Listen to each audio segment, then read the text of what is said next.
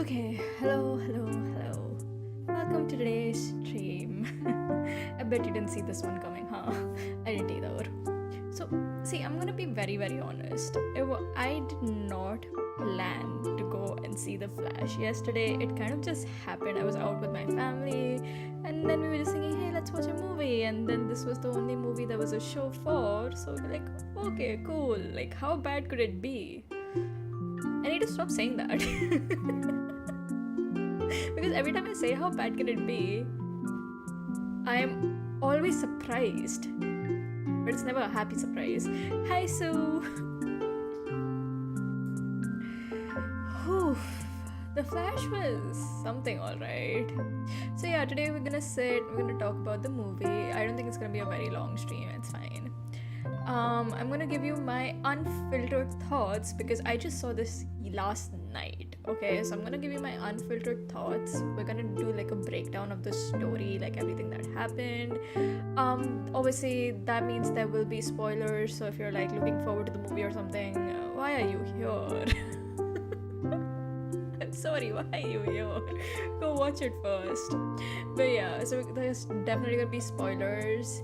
And yeah, and I'm just gonna talk about all my thoughts. I had a lot of thoughts when I watched this movie, like a lot, because like I usually, when I'm watching a movie, I'm like one of those silent people. I just watch everything, and if I have like a good time, I have a good time. I've heard things I don't mind what I don't want to see it, and I don't mind spoilers. Good. Yeah. So this was the movie where I like during the first 10 minutes, I just had my mouth wide open in shock. But I don't think it's for the reasons like you're supposed to be like shocked when you're watching a movie. And yeah, we're gonna talk about that. Oh boy, hold on, give me one sec. Let's get prepped, shall we? I'm not looking forward to this. Okay, hold on. Right. And some music, and we're good to go. Right, so I watched The Flash yesterday. And let me just give like a short background of my comic book history.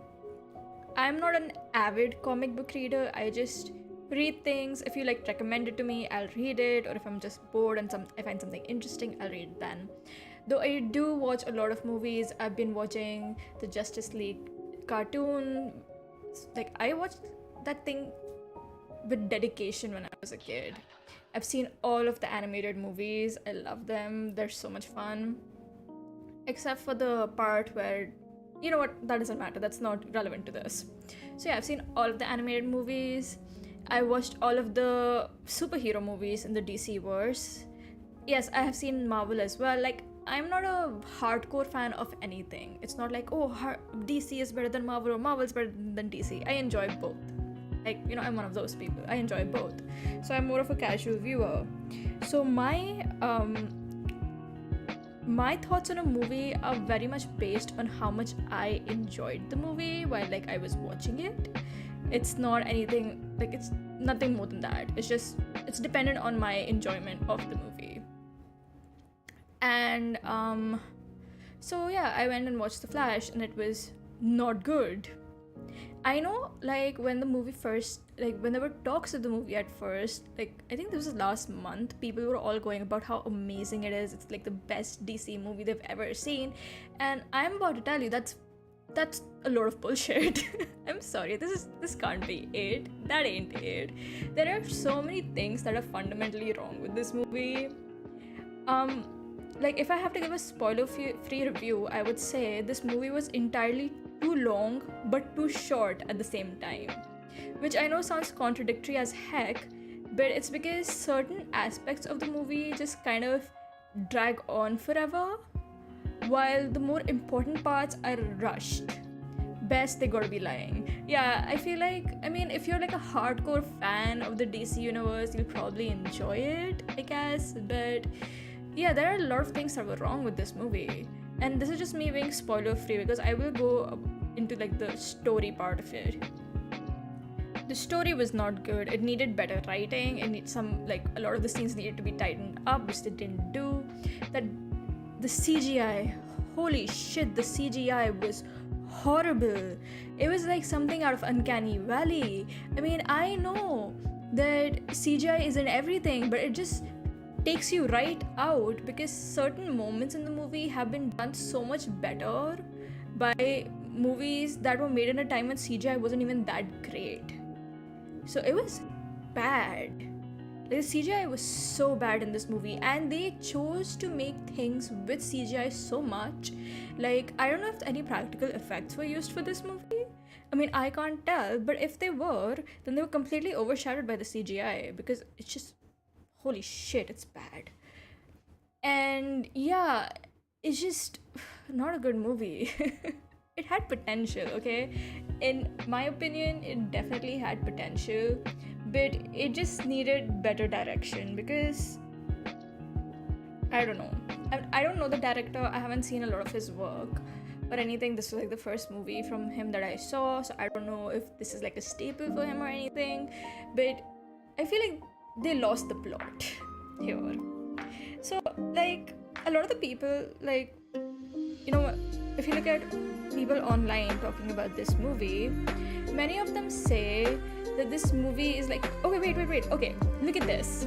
This is a scene from the movie, okay? And when you watch it in the theater, it looks much worse. Okay, ignore Keaton's face and just look at the two Ezra Millers behind Keaton. It looks so bad. It doesn't feel like this is something in a movie. It feels like something that some normie on the internet just edited. And if you look at one of the Ezra Millers, with the one with the long hair, that's because that Ezra Miller is CGI and deepfaked. They use a lot of deepfake throughout the whole movie for the two Ezra Millers, and it looks horrible. It kind of just takes you right out of the moment because of just how unreal it looks. It kind of reminds me of, Twilight, the CGI baby. Yeah, it reminds me of that. And it's so bad because if you look at movies like Parent Trap, and Parent Trap came out so many years ago, and Lindsay Lohan in that movie, she played two roles. But even that looks more believable than what's happening in this movie. Because, I know it's a very weird thing to compare a superhero movie to a movie like Parent Trap, but that's the first thing that came to my mind, because the effects in Parent Trap were so much better than what we have in The Flash, even though The Flash is a movie with a budget that's over $200 million. And I have to ask, where the hell did that money go? What? It's just not great. And this is just not with Ezra Miller, this issue.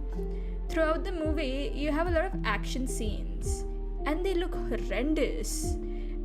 Any action scene with Batman looks fake as fuck. It's like something out of an animated movie. Even his cape is CGI. At one point, there was this action scene with Ben Affleck's Batman, and for a moment, I wasn't sure if Ben Affleck was actually in the movie or if they had just made a CGI model of him for the movie, for that particular scene, until he comes in later on and I was like, oh, he's actually there, because it looks so bad. And if you have your audience questioning whether an actor is actually in the movie or not, then yeah, that's not a good look. And it actually gets worse. That's not even the worst CGI in the movie. It actually gets worse. Unfortunately, I can't share clips because this movie just came out. But oh my god, I don't know what they were thinking. Now, if you look at people talking about the story, specifically online, they say that they weren't trying to do the Flashpoint Paradox. So the Flashpoint Paradox is an animated movie that came out a couple of years back. Actually, I think it's pretty old. I don't remember how old, but it has the same concept. The Flash goes back in time, changes something, which, changes.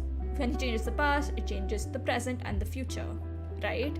And then it kind of just gives you a look into everything that happened after that.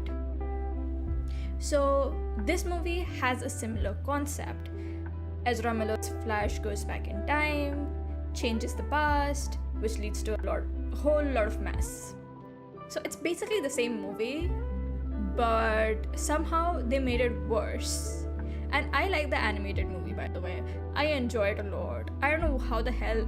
So that means they already had, with the animated movie, they already had the blueprint, right? They already had the blueprint, and somehow they messed that up. Holy shit. I don't know how you do that. Like, what's up with that?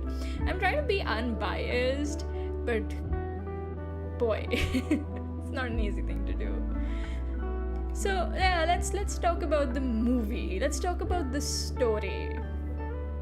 So our story opens with Barry Allen, and he is at a restaurant, not a restaurant, a cafe, where he has to get food. So this over here we kind of get an insight into the Flash's powers.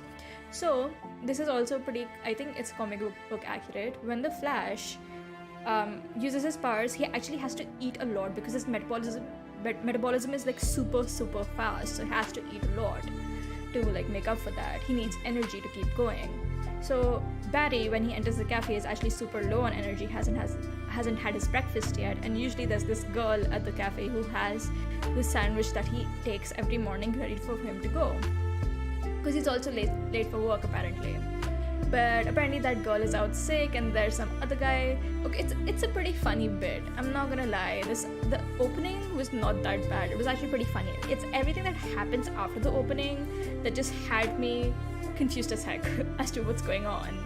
Because at first I was like, this can't be the final cut of the movie, right? This has to be a mistake. Because after that, what happens is, after like some funny banter, Ezra Miller's Flash, okay, I need to stop calling him that, Barry Allen. Barry is called off to Gotham City because there's like a hospital that's practically collapsing, and he has to go and help Batman out because Superman and Wonder Woman aren't available. So he goes, and this is where the mess begins. So first of all, we have that scene with Ben Affleck's Batman, and it's an action scene with to show exactly what that Batman can do. And I have to say, the scene, like the idea behind the scene, was better than anything we've seen Ben Affleck's Batman do in Justice League. I'm sorry, I didn't like him there. They just underutilized Batman so much. And so that the scene in this movie was, the idea of it was better, but the execution was horrible because it's all CGI. Like, even Batman's fucking cape is so CGI'd that it looks fake, and his face looks fake. I don't know how they went about shooting the scene or like what they did, because it just kind of looked as if they had like an animated model of Ben Affleck's Batman. They kind of just put it there, and that we wouldn't see him again for the rest of the movie because Ben Affleck himself isn't in the movie, which I was wrong about, but that's what it looked like. It felt like they didn't actually shoot any action scenes. Like with all the superhero movies that have come out, right? We have the entire Marvel-verse, like all the other DC movies as well.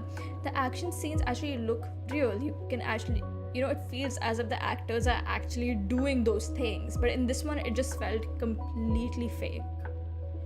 I know I've talked about this a lot, but this was one of my biggest gripes with the movie.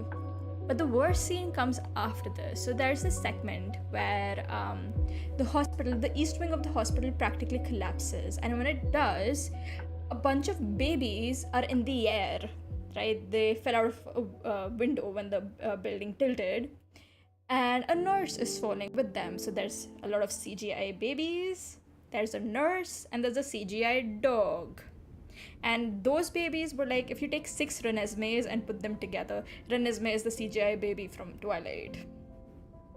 And then we have this whole scene of Barry saving them, with one scene where he takes the baby and puts it in a microwave, which I don't know why he did that.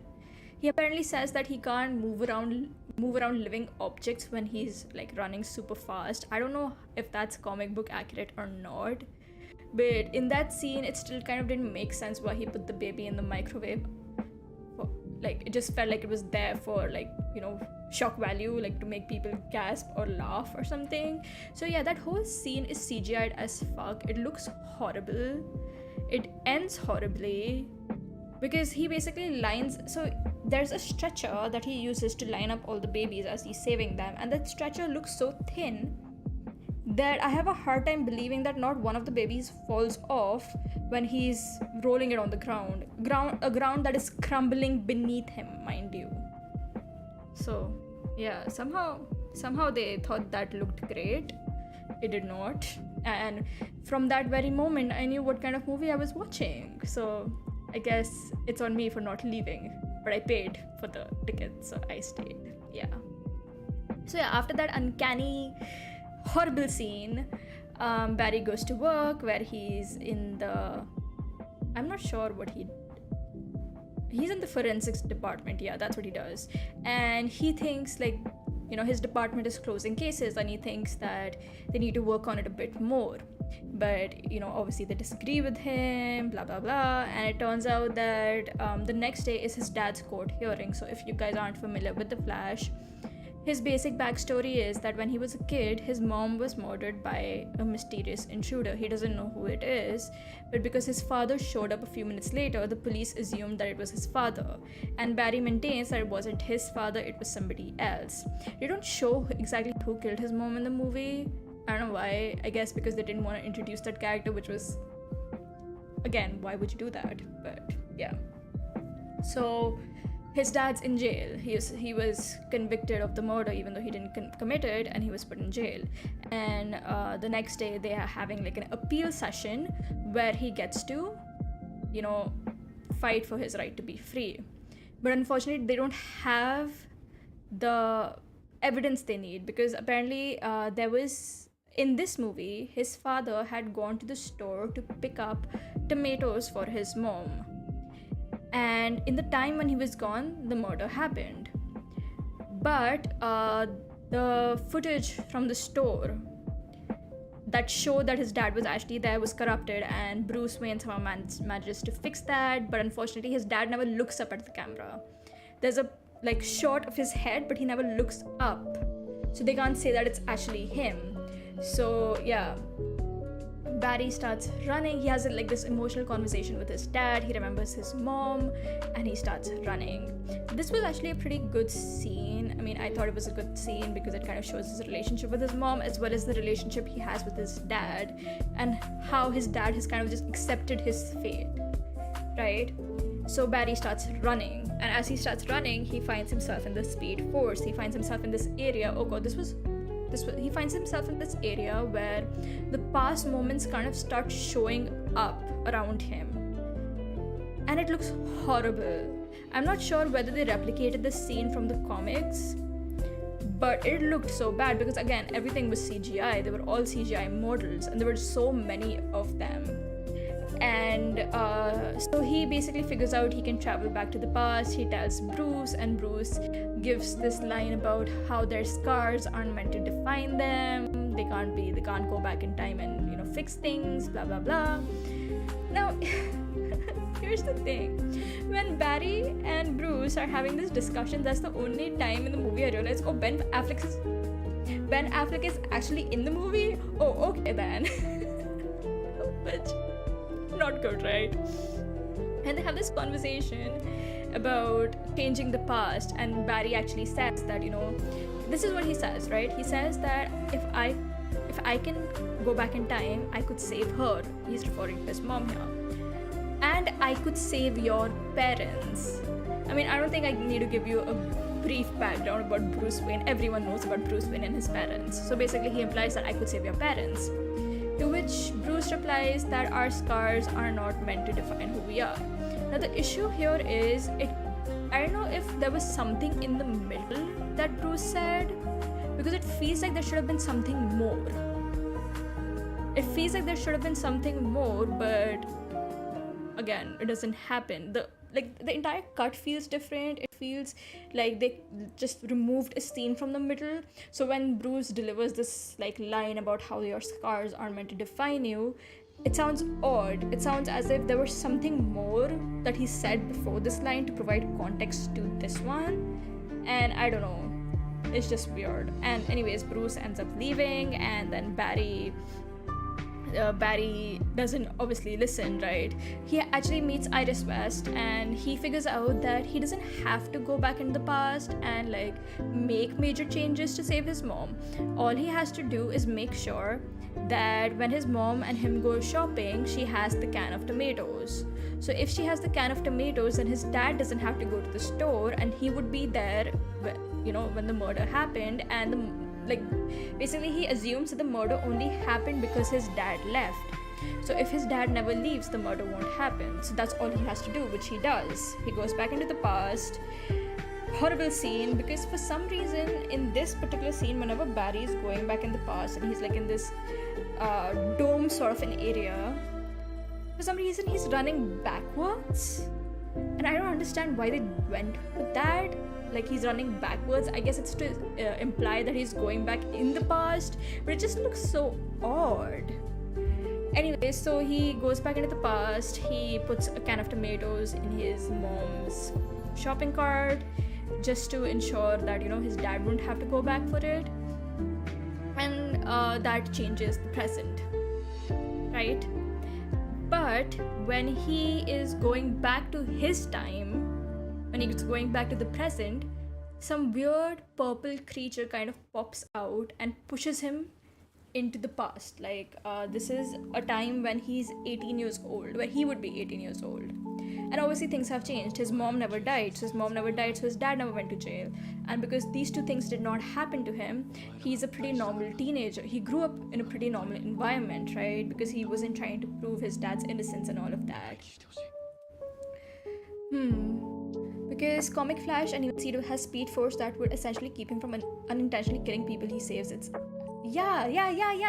It was, I don't know why they had that, because it didn't have any implications in the movie as such. There's only one scene where the Flash moves somebody while running full speed ahead, and that's just used for comic relief. There's not really any, I don't know why they went with that decision. I don't know. But yeah, so right, where was I? Yeah, so he's pushed back into a timeline where, again, his mom never died, his dad never went to jail, so all these tragic things never happened to him, and he didn't grow up trying to prove his dad's innocent. He didn't grow up feeling as though the justice institution had let him down. So he had a pretty normal life. He went to college, had friends and all of that. He wasn't the son of a murderer, basically. Now, in this scene, we get, he goes and he sees his mom again, and he hugs her, and she's like, "Why do you look older?" And I'm like, how can you tell? Because when 18-year-old Barry arrives, okay, so we're gonna have to differentiate between these Barry. So we'll call him past Barry, the 18-year-old Barry, we'll call him the past Barry, and the Barry that we are following along is present Barry. I hope that's not confusing. So anyways, when past Barry arrives, as you can see on the screen, they look the exact same age, only that past Barry has such slightly longer hair. And I was like, can you really tell the difference? Because can you really tell that the present Barry looks older? Because they look the exact same to me, but go off, I guess. Now, past Barry has the weirdest reaction to coming face to face with his, future self. Though they do explain why, because he is high as fuck. So I didn't quite mind the dynamic between past and present Barry. It's kind of funny because present Barry is very serious, and he knows the wrong things are happening, and he's trying to figure out how he can stop it and all of that. Past Barry, on the other hand, is just having the time of his life. He's just laughing and living it up. And yeah, so it's an interesting dynamic, but here's where the movie kind of becomes long for me, because the antics between past Barry and future Barry seem to just go on forever before they actually reach the main point of the movie. The main point, the villains of the movie. What's this? If he was supposed to be younger, then they really could have just used him. Yeah, right? Just do that. Why do we have to have Ezra Miller in two roles? And then half the scenes, they deep faked half the scenes. So basically, they used another actor and kind of just placed Ezra Miller's face on top of that actor, and it looks horrible. So anyways, yeah, the dynamic between the two just goes on forever because present Barry has to ensure that past Barry goes through the same accident that gave him his powers. So that scene, God, and like all the shenanigans that follow after that kind of just stretches on forever because it is funny, but God, they should have tightened it up because it just seemed to go on forever. Like he's trying to teach past Barry how to use his powers. Past Barry keeps fucking up.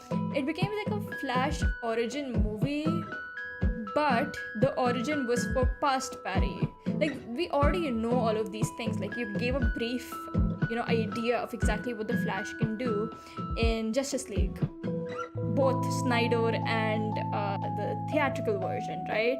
So why do we need another origin story? Like they have this whole drawn out scene of past Barry running for the first time, and when he runs, because he's not wearing a suit, his clothes burn off and he causes a bunch of accidents to happen. And I'm like, I feel like that wasn't necessary. I think that was used for that was supposed to be like a comedic scene. I just want the story to go like, just please get to the point, right?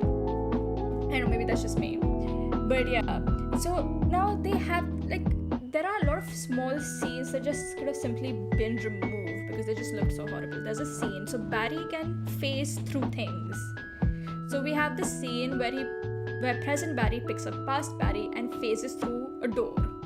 And when that happens, they give us this close up of present Barry's face. Like they go right into his eyes to show us exactly what he's seeing. And it looks so bad, and I'm like, please, that was not necessary. That really, really was not necessary, but they went with it anyways. So the accident that caused Barry, that gives past Barry the Speed Force powers, ends up taking away present Barry's powers because both of them get struck by lightning, of course. It was actually a pretty funny scene. They both get struck by lightning, and present Barry ends up losing his powers. And so he has to teach past Barry what to do. So now we get to the main, one of the main villains, not actually the main villain, but one of the villains of the story, where Zord's ship arrives at Earth. So obviously we know Zord from Man of Steel. He came there, he wanted Kal-El being Superman, and he makes the same demands. And so this is where past Barry learns that he is in a completely different timeline than his own, because in this timeline there is no Superman. Cyborg hasn't become Cyborg again. There is no Aquaman because Aquaman's father never met his mother, so they never had Arthur. Arthur Curry was never born. Arthur is the name of a dog in this movie.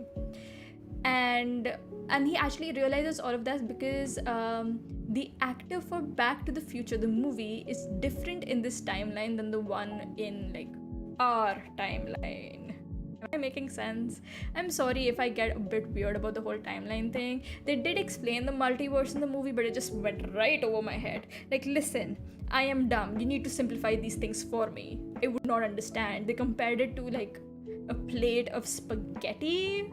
And I was just like, what?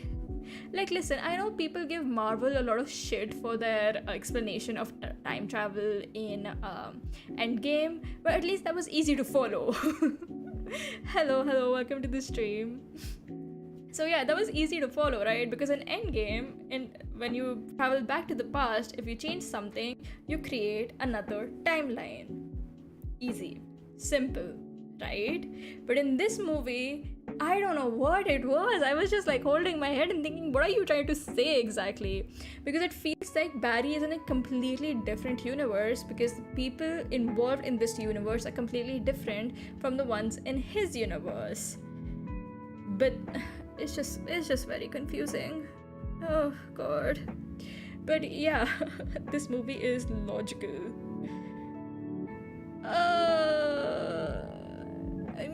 Maybe it confused the heck out of me. I guess everybody has their different opinions on that. So, right. So obviously when Zod arrives, Barry has this flashback to his time, like what he did when Zod arrived. That was the time when he'd just gotten his powers and he wasn't actually able to go and help even though he wanted to, and he was a bit disappointed with that.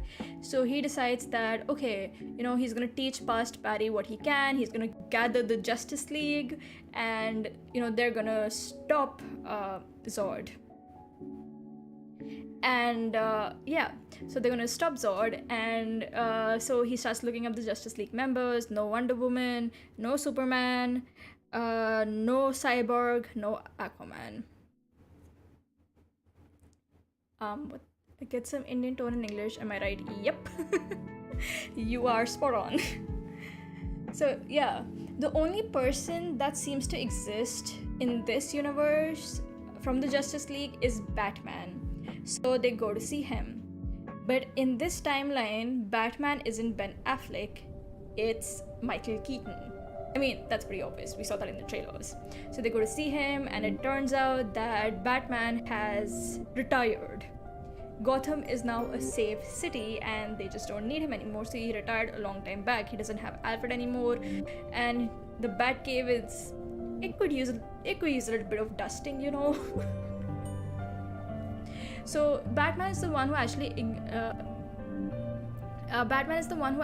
kind of explains the multiverse to us, which kind of just went over my head. It was weird. So I did like this scene when they did introduce Michael Keaton, because again it didn't seem like they used CGI here. It was all practical effects. So he came, so I think they used a stunt double for him, so it was actually a pretty good action scene, and it was funny at the same time because we could see that past Barry doesn't have his powers anymore, so he's slow as hell. Like he's a normal human being like the rest of us, so he can't dodge attacks because he was never trained in that. Whereas present Barry can. No, wait, it's the other way around. Oh god, I confused myself. This is a disaster. But yeah, so that was a pretty good scene. But then he explains that they need to find Superman. I don't think Reverse Flash is in this movie. Yeah, there was no Reverse Flash in this movie. So yeah, they kind of they want to find out where Superman is, because clearly in this world Superman hasn't yet shown himself to the people, because in Man of Steel people only saw Superman after Zod arrived. So they want to find Superman. So Batman is like, no, I'm not gonna help you because I retired a long time ago, so you're on your own. And so they kind of just find his Batcave and start using his computer to kind of like look through things and find information, and they fail at it horribly. Like there are a lot of scenes like in the movie that they were there just for the fan service, like when they showed us the Batcave from Michael Keaton's movie, the Bat computer, and the Batmobile. But now here's the funny part. The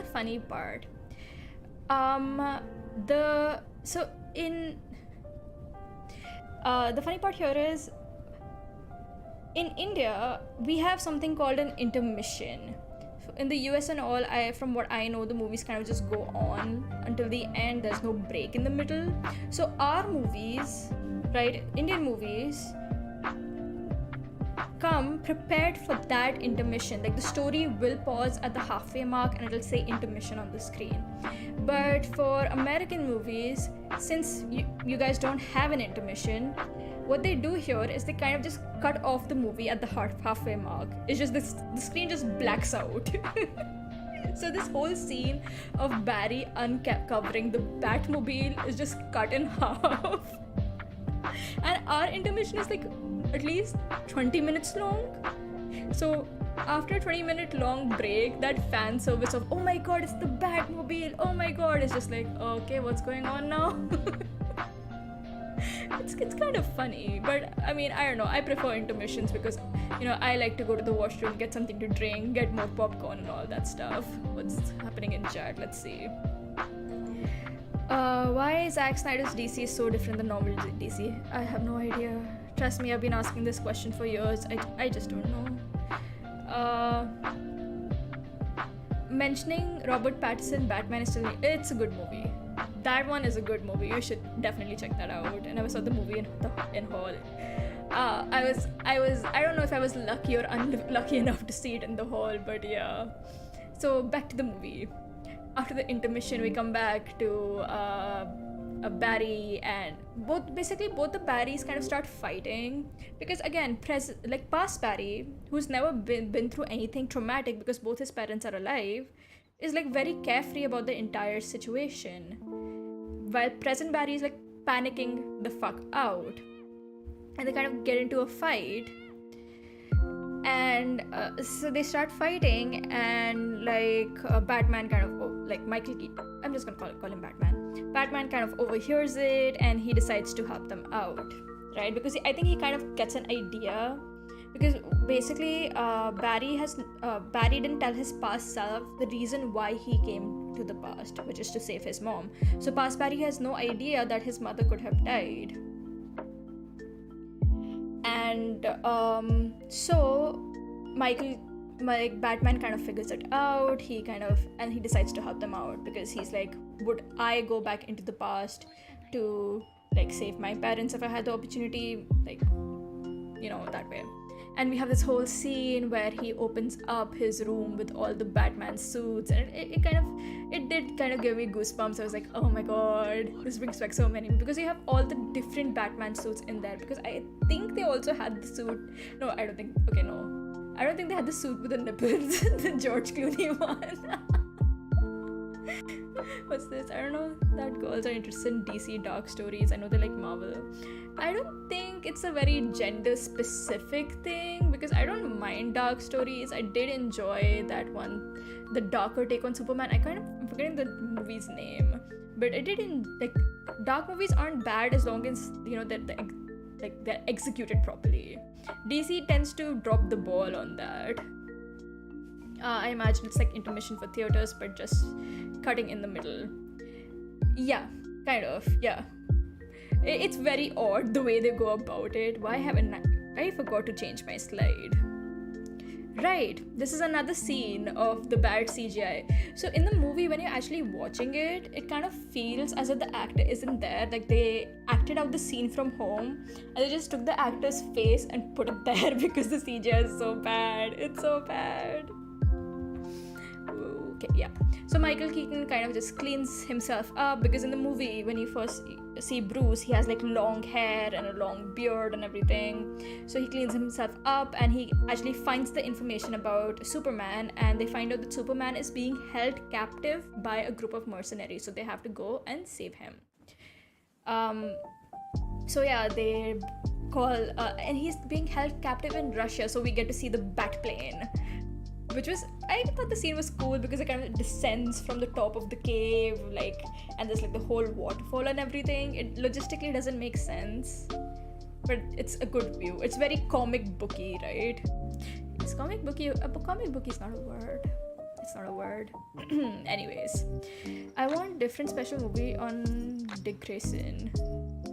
Yes, God, I kind of want a Dick Grayson movie because he's my favorite Robin, but then I am scared of what they would do, because we did get a live action Dick Grayson with the Titans show, and Titans is so bad. So yeah, it's just I want it, but also no. So yeah, the gang gets together, they go off to Russia, and again we get a lot of bad CGI here.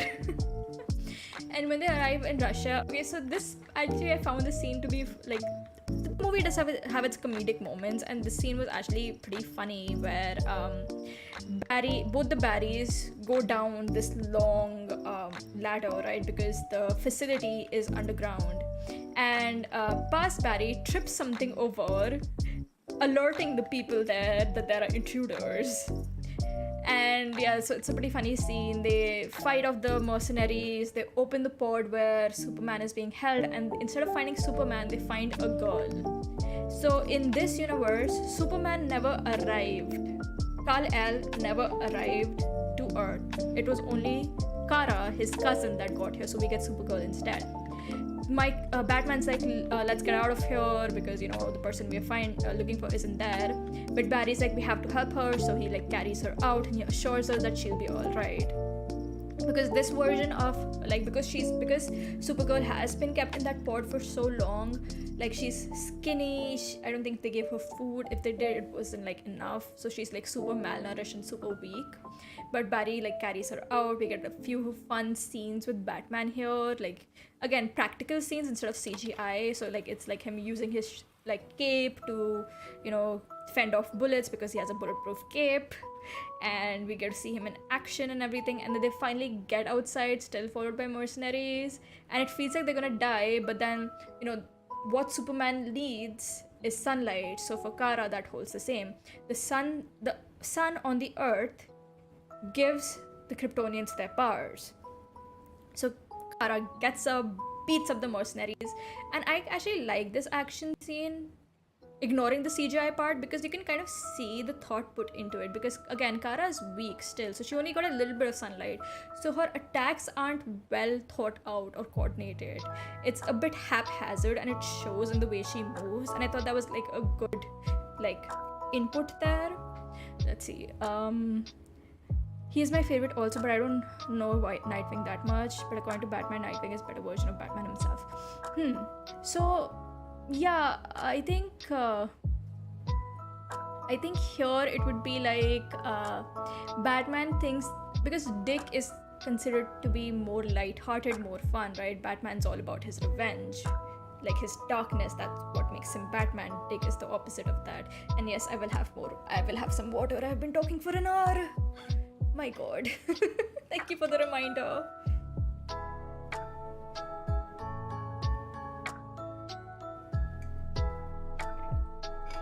Okay, I got some hydration, thank you.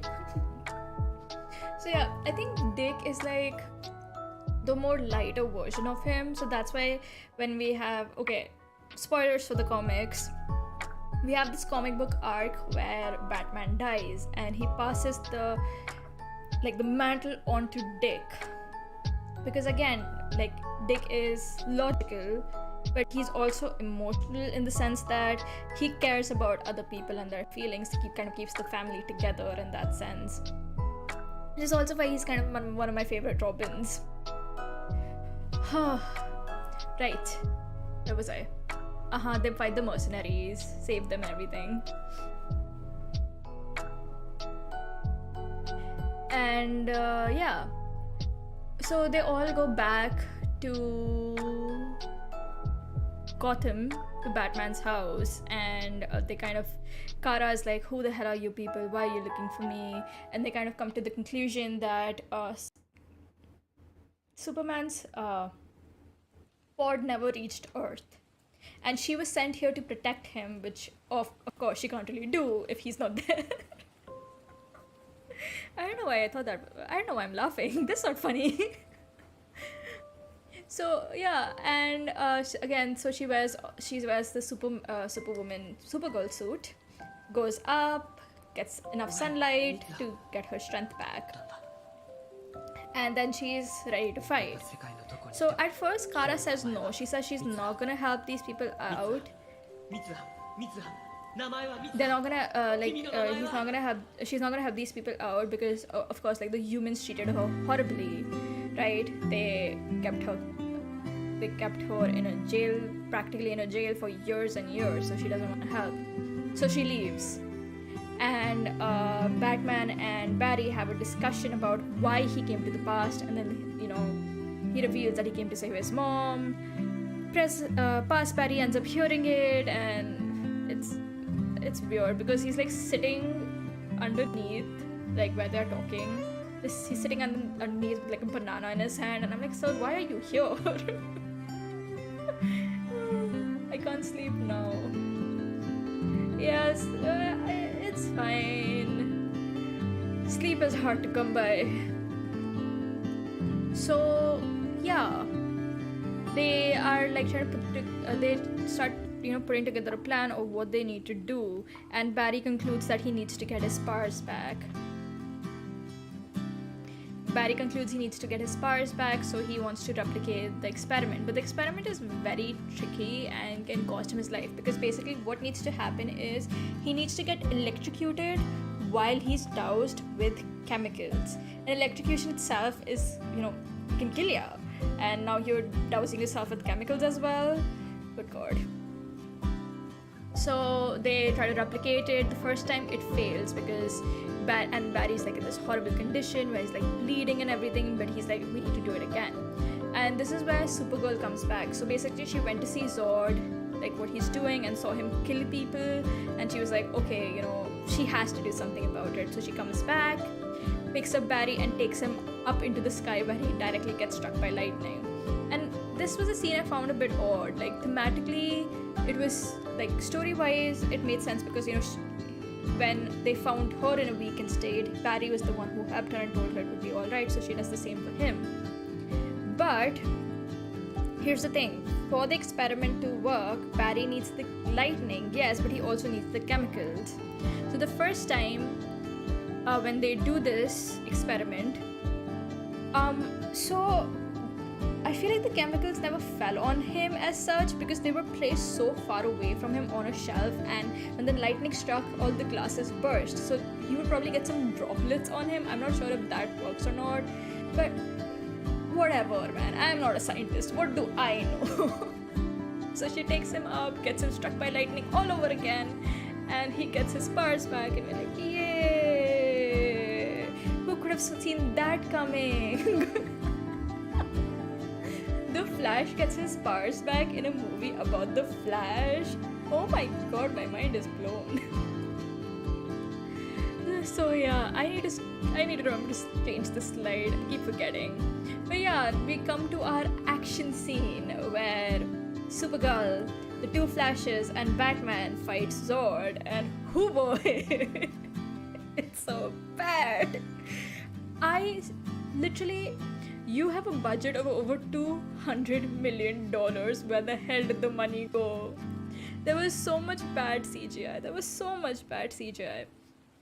But one thing I would give props to this movie is like the way they portrayed Supergirl and the actress that they picked for this role, because she's so good. Like her moments with Zord are so raw, I guess, because like you can see that emotion of like anger, pain and grief on her face.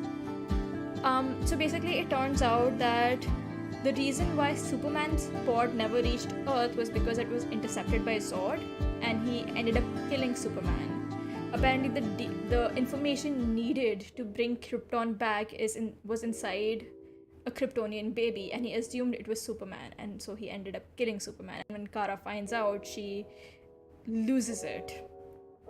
Right? She's angry, she's in pain because like that's her family that's died. So I think that was like a very pretty well written part, as well as well played out by the actors involved, because even Zord himself, you can see like the regret on hhis face because Kal-El is dead. But then they ruin it all because then they have the scene of the two Barrys learning to fight together, and they use like this peppy song in the background for their scenes, which and in between you have scenes of Supergirl mourning her dead cousin, and I'm like, what the hell were you people thinking? Like Kara is screaming and punching Zord, and you have like this peppy number playing in the background, and I'm just like, okay, I guess that's what we're doing now. But yeah, basically Batman ends up attacking Zord's ship, fails, he dies. Supergirl gets killed as well when she's trying to stop the machine that's destroying the Earth. And past Barry's like, you know what? We can stop this from happening. We can go back in time and save them. Honestly, they could have saved money by not using so much CGI. I don't know, man, at this point. I don't know where the money went. Was it all for the CGI? If it was all for the CGI, why not just use practical effects? I don't know. I'm just not gonna question it anymore. But yeah, so both of them go back in the past and they make a plan to save both Batman and Supergirl. but they fail because while they save them, like save them from dying the way they initially did, both of them end up dying again. Batman comes down from his plane and he fights this Kryptonian, gets his ass beat. I'm like, sir, you are human. I know you have money, but you are human. But he goes down, gets his ass, gets punched, dies. The Kryptonian gets back up again. So it was all for nothing. And and then Supergirl gets bodied by a Zord and then she dies too. So Barry is like, okay, let's go back again. So now here's where we come to the main villain of our story. So basically past Barry keeps on going back into the past to save Supergirl and Batman. He also kind of has a crush on Supergirl, so he keeps on going back, and every time he goes back he kind of gets injured. So one time he gets stabbed in the hand and so on and so forth, and those injuries, like obviously he can heal himself, but he needs to remove the debris on himself, which he doesn't do. So every time he goes back, he keeps on changing the past, he keeps on trying to save them, but they still die either way. Like one way or the other, Supergirl and Batman will die. And present Barry comes to the conclusion that this world is doomed, they can't save it. Because the second time when they try to save them, Batman and Barry have a conversation where Batman says that my death is inevitable. It will happen either way, no matter what you do. Where Barry realizes that some things are just set in stone. He cannot change it. What are you guys doing in chat? Batman has a crush on Joker, not gonna lie. Never considered Batman having a crush on Joker, but I'm seeing it. I personally don't see it, but y'all do you. But yeah, they have this so Barry comes to the conclusion that certain things are set in stone. No matter what he does, they cannot be changed. Because if the world has to, if the stories have to pan out the way they have, if the world has to be saved, then certain things have to happen. And he realizes that his mom dying is one of those things. Because if his mom never dies, and if his dad never goes to jail, he never becomes the Flash. And if he never becomes the Flash, then what he did for when this guy, what's that guy's name? The one with the horns? Oh boy, I forgot. The Justice League villain. There would be no one there to help because, the Flash's involvement was important. So yeah, he realizes these things and he realizes that he has to go back into the past again and let his mom die. And when past Barry finds out, he's like, no, you can't do that. We can save them all. You just have to give me a minute. You just have to help me. And past Barry just keeps on going back again and again, but it doesn't work. And then suddenly, that purple guy that pushed him into this timeline shows up. And we find out that person is a version of Barry, past Barry, that's a version of him that has gone through this one fight so many times that he doesn't even look human anymore, but he still hasn't managed to succeed in saving Supergirl and Batman. And he's in a horrible condition, by the way. His suit's fucked up. Wait, hold on. Yes, so in the comic I think that he's known as Dark Flash. Obviously in the movie his appearance is completely different. So he is the main villain of the story, and the main villain is basically Barry himself, because he keeps on trying to change the past, even though he can't do that. If he changes the past, it'll affect the world's future. So Dark Flash decides to kill present Barry because he thinks that, okay, you're the one who's been in my way, so I need to get rid of you. If I get rid of you, then I can keep on changing the timeline. But as he's about to kill present Barry, past Barry intervenes and he dies. And when he dies, the Dark Flash disappears along with him, which kind of proves that this is a completely different timeline, because nothing happens to our Barry. So basically completely separate Barrys. So both of them die. Then this guy goes back in time to stop himself from saving his mom. And when he does that, what he does is, so I told you guys, right, in the beginning you have this there's this camera footage of his dad in the store, but you can't see his face. So basically, he changes the location of the tomatoes. So his dad would have to look up at this shelf to find them. And then he goes back to his present. And when he arrives at the court, his dad's appeal is approved, and he can save his dad. It's like, yay! And this is where the movie loses me, because obviously it's ending now.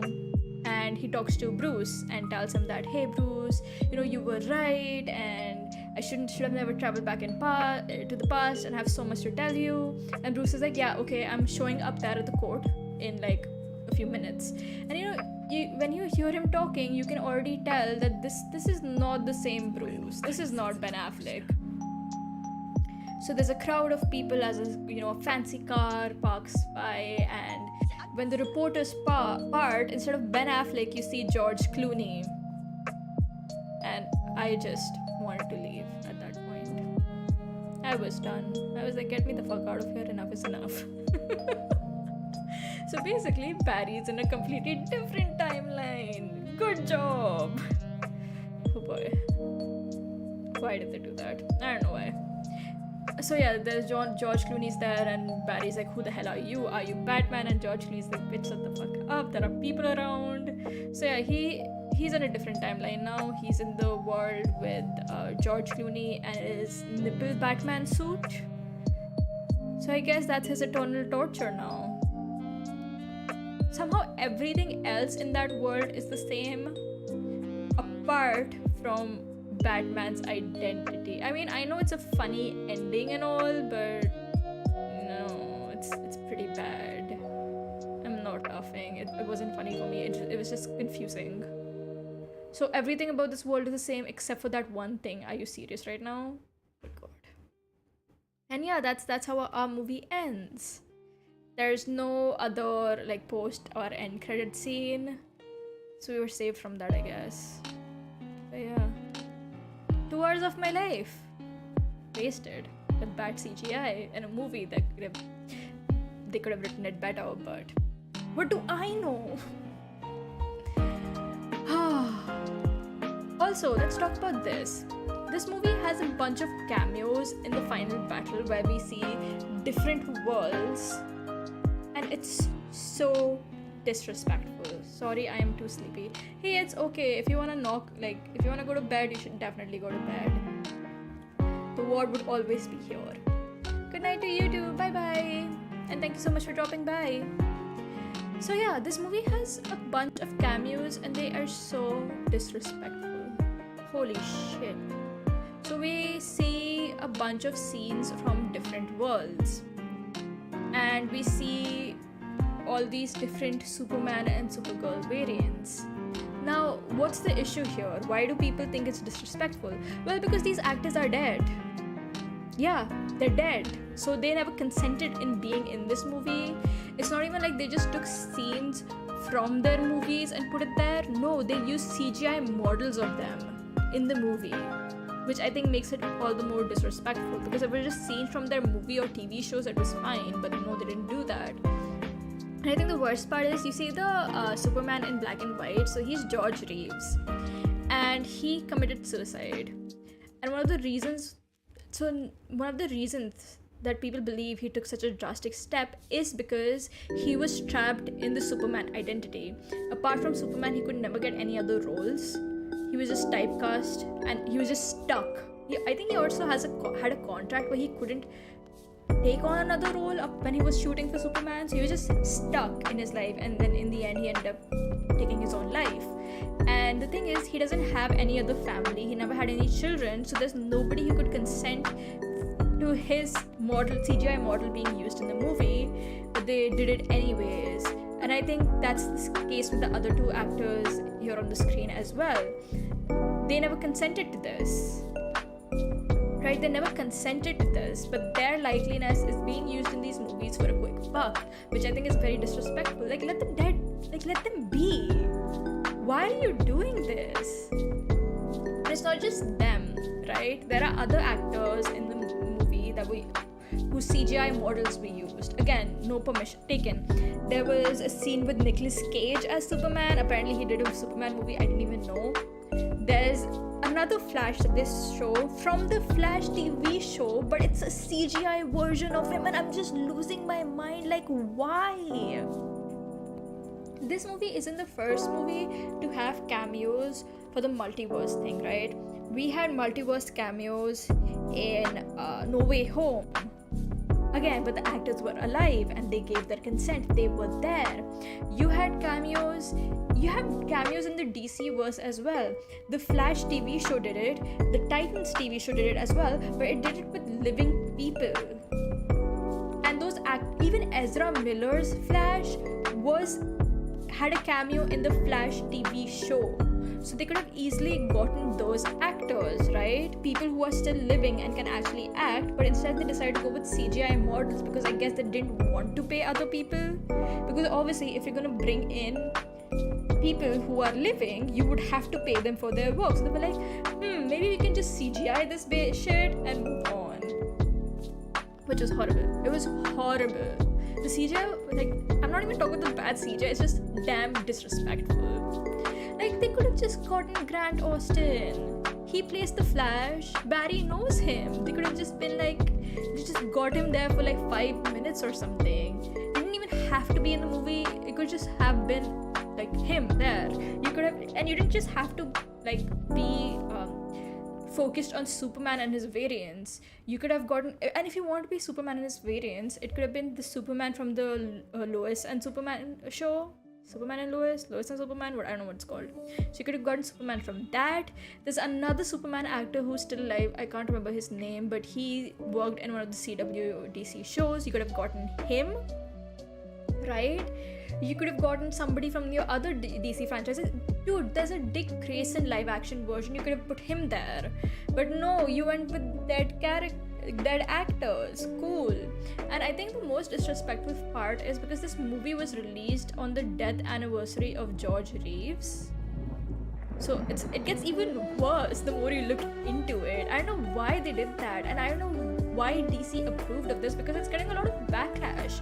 You're already in deep shit because of all the cases against Ezra Miller, right? But now you're gonna do this? Are you serious? And obviously there are a lot of DC fans who are like, oh, it's completely okay, it's just paying tribute. But you don't pay tribute like this, especially when one of the characters has a deep history with the role, that being George Reeves, and everything that happened to him. That's not how you pay respect.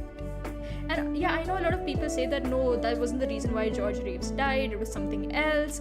But if you don't know the real reason why it happens, and if there is a possibility that this could be one of the reasons, why would you even go there? They really could have just brought in living characters, and they really need to stop messing with the dead. I don't like that feeling. Yeah, I know. I am not a big Marvel fan, but I have to give them props because they could have brought back the Black Panther, right?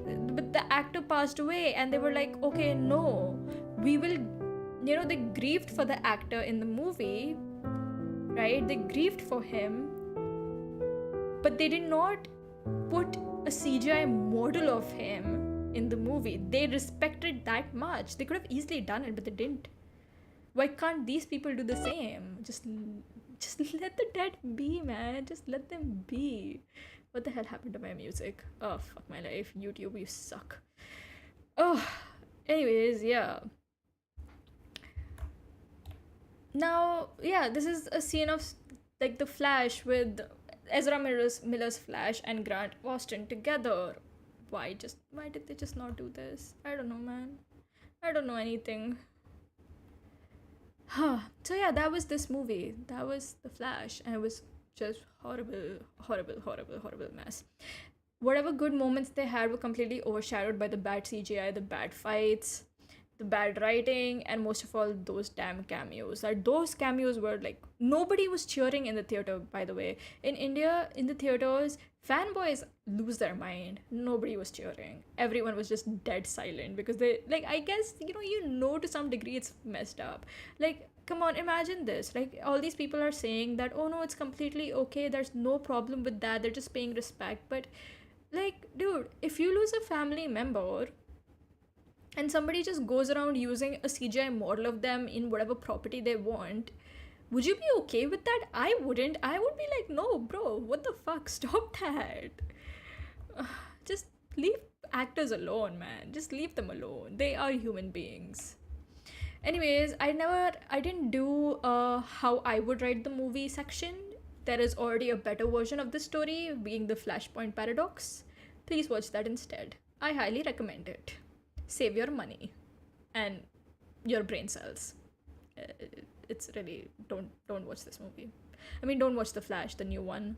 Flashpoint Paradox, amazing. Go for it. So good. I'm gonna go and watch Flashpoint Paradox after this to just cleanse my mind from the mess that I saw. Because in Flashpoint Paradox, all of the important characters are still alive. You're not in a completely separate timeline. You don't waste time with two Barrys. There is only one. And yeah, you don't get Bruce Wayne Batman. You get Thomas Wayne Batman, which I think is so cool.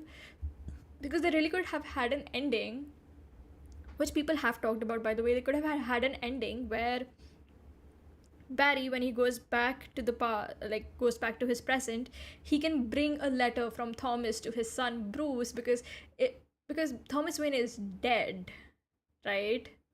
He's dead, so it would have been such a great scene. But no, I guess we're just gonna end with George Clooney.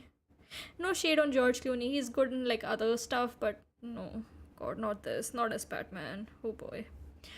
So yeah, this was The Flash. It was horrible. Please don't watch it. Save yourself. I mean, if you want to watch it, go for it, I guess. Who am I to like stop you or tell you what to do? Like, that's completely up to you. I would personally not recommend this movie, because at the end of the day, like, the DC universe has ended with this movie. They'll be rebooting everything. So I don't see the point in like, yeah.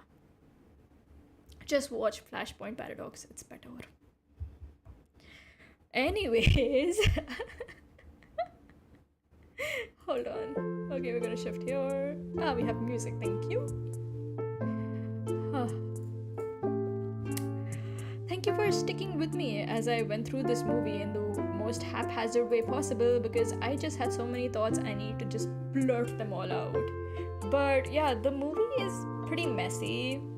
Like, I'm not gonna lie, I did enjoy certain scenes, but I just feel like it could have been like it could have been so much better, and they just dropped the ball big time.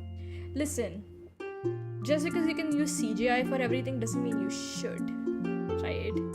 And please be a bit more respectful towards the people you're working with. Just because someone's an actor doesn't mean you can just use them as whichever way you want. We'll be avoiding. I'll even watch Fast X before this.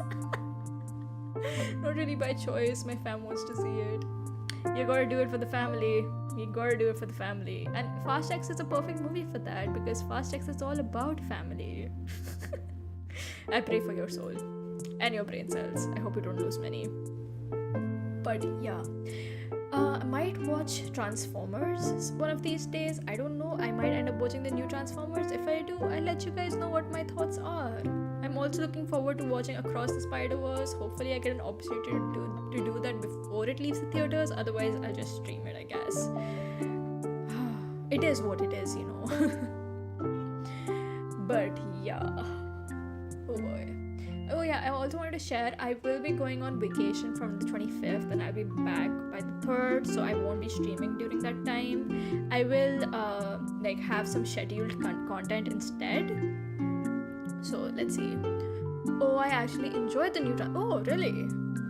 That's interesting. I might check it out then. See, I feel like Transformers is one of those movies where you just shut your mind and watch the robots fight.